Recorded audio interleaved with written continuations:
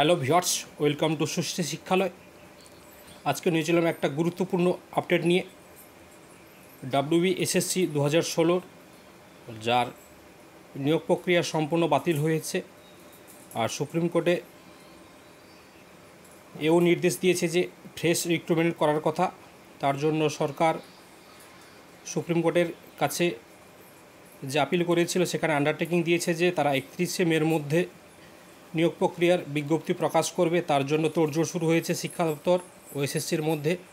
শুধুমাত্র নবান্নের অপেক্ষার অনুমোদনের জন্য অনুমোদন পেয়ে গেলেই এই মাসে বিজ্ঞপ্তি এবং নিয়োগের খসড়া তৈরি হয়ে যাবে।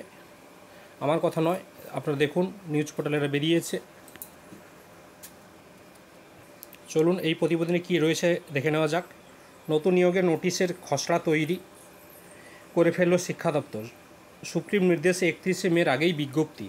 শিক্ষা দপ্তরের সূত্রে জানিয়েছেন, নতুন নিয়োগ প্রক্রিয়া শুরুর খসড়া বিজ্ঞপ্তি প্রস্তুত হয়ে গিয়েছে। আপাতত নবান্নের চূড়ান্ত অনুমোদনের অপেক্ষায় রয়েছে স্কুল সার্ভিস কমিশন।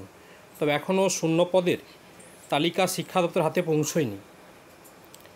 শিক্ষা দপ্তর সূত্রে জানিয়েছে, নতুন নিয়োগ প্রক্রিয়ার খসড়া বিজ্ঞপ্তি প্রস্তুত হয়ে গেছে। আপাতত নবান্নের চূড়ান্ত অনুমোদন অপেক্ষায় রয়েছে স্কুল সার্ভিস কমিশন।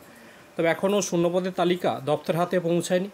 উল্লেখযোগ্য, রাজ্যের স্কুলগুলোতে বিষয়ভিত্তিক ও সংরক্ষণ ভিত্তিক কত শূন্যপদ রয়েছে তার খতিয়ান সংগ্রহ করার দায়িত্ব সংশ্লিষ্ট জেলা স্কুল পরিদর্শকদের। তারা এই তালিকা তৈরি করে শিক্ষা দপ্তরে পাঠালেই নিয়োগের বিজ্ঞপ্তি আজ প্রকাশ করবে এসএসসি। আজকে ছিল এই পর্যন্ত আপডেট। পরবর্তী আপডেট পেতে আমাদের চ্যানেলটির সঙ্গে অবশ্যই যুক্ত থাকুন। চ্যানেলটি সাবস্ক্রাইব করে পাশে থাকা বেল আইকন প্রেস করুন। আসছি পরবর্তী আপডেট নিয়ে।